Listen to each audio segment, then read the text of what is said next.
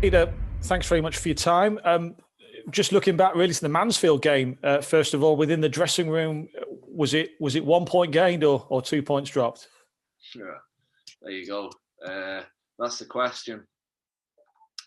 I suppose in terms of the way the game panned out, and we took the lead and had other chances, and I think we dominated certainly the first half, but I would say we dominated most of the contest. To only end up with a point was frustrating. But then when you come in and you see the other results and you see that point has moved us into the automatic promotion places, I suppose it's a point gain. So yeah, we would have loved to have taken all 3 points, but we've taken one. It's moved us a little bit closer to where we want to be. So we've just got to now make sure that we can improve on the point we gained last week and move on from there. It's frighteningly close in League Two, isn't it? At the top, I mean, just 1 point separating 4 teams. Do you, like everyone else, look at the paper or the internet and work out who's where and who everyone's got to play? From time to time, you have an odd look. People will tell you who's playing who. And personally, no, I just concentrate on the next game we've got coming up. To be very blunt about it, if we win all our games, we ultimately get where we want to go. So we've got to take care of our own business before we start looking at anything else. And if we do that over the course of the next 9 games, we take care of the things we can control, then that gives us a wonderful opportunity to get where we want to be. Yeah, that's really interesting, isn't it? How important is that then, almost not worrying about other teams? Because it's easy, isn't it, to think, oh, well, they're catching up with us and they've got to win today. They're not too far away. But just, as you say, concentrating on your own business. Yeah, of course. The fact that we've 9 games to go with teams above us to play, we are, as it stands, in the automatic promotion places. We're in a good place at the moment. And all we can do, as we have done through the course of the season, is concentrate on our own business, concentrate on being the best we can be in training, being the best that we can be on a match day, improving day upon day. And like I say, if we do that and we concentrate on ourselves, we give ourselves the best possible chance of doing what we all want to do, and that's getting promoted. And with just next 2 games, you just happen to be playing first and second. How key do you think these games will be in terms of where you end up? Yeah, like you say, it's an interesting weekend, playing the 2 teams above us, but they won't actually define the rest of the season, I don't believe. There's 27 points still to play for. There's lots of points going to be won and lost over the forthcoming weeks throughout the division, the teams around us.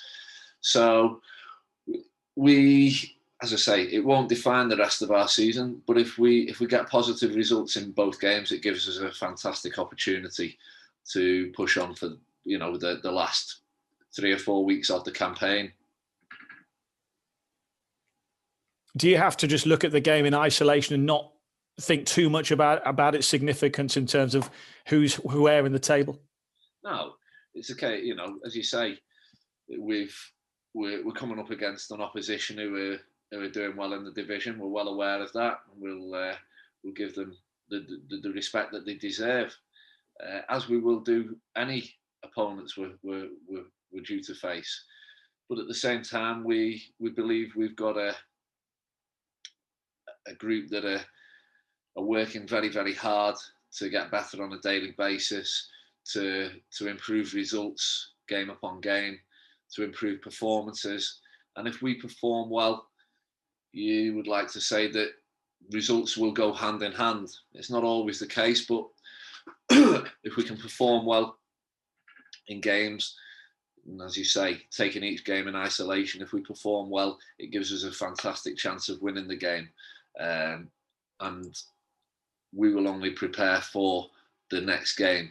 we will look at Cheltenham, and then when we've finished the game at Cheltenham, then it'll be on to the next one.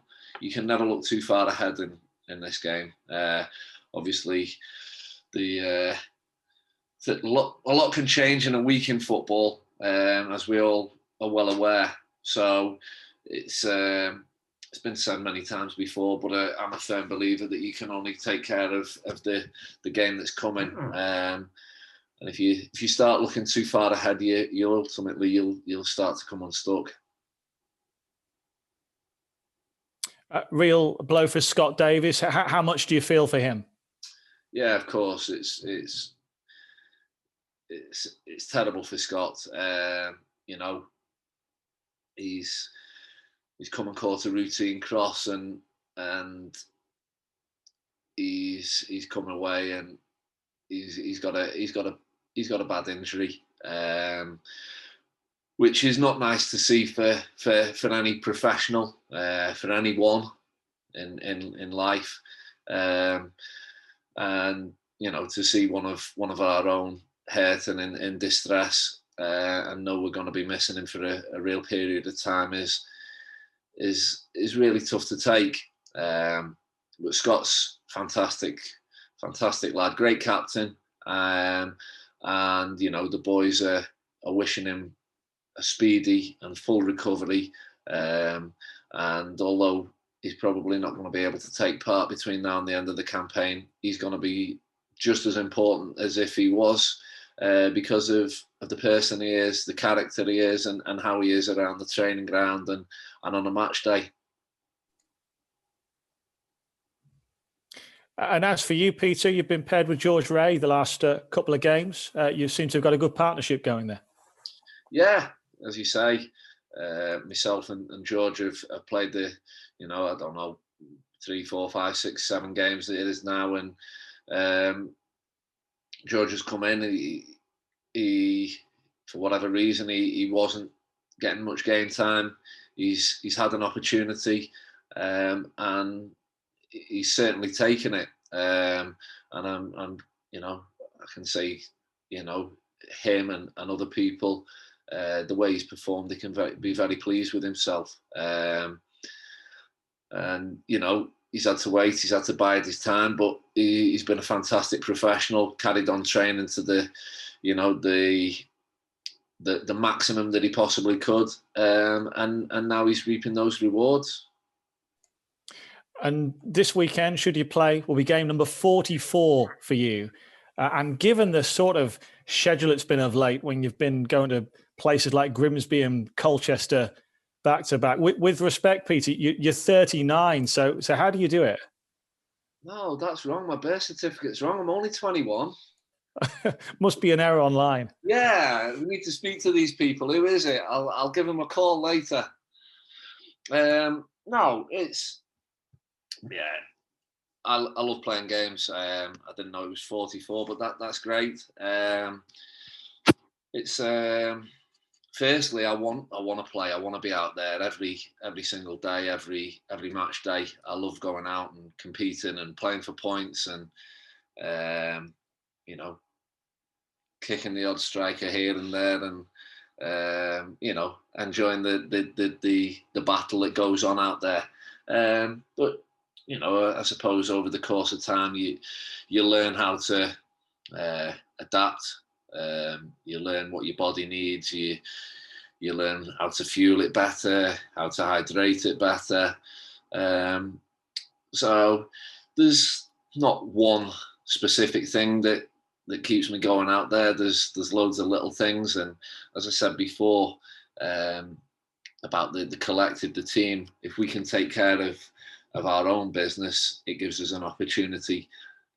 These things I can take care of myself: what I eat, what I drink, how I recover, how I prepare. And yeah, the schedule's been hectic, physically and mentally. But I kind of, I enjoyed that. I enjoyed the the being able to do it physically, preparing yourself, 1 and 2. I enjoyed the mental test as well. You know, to be ready to play every 3 or 4 days.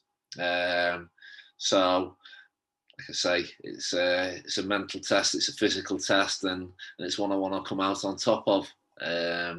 So, yeah, I love being out there. I love playing. All I wanted to do as a kid. So I feel very lucky, very fortunate that I've been able to do it, and I'm still able to do it. And long may that continue. And just on that, your contract, I believe, is up in the summer. So have you got any thoughts on remaining beyond this season?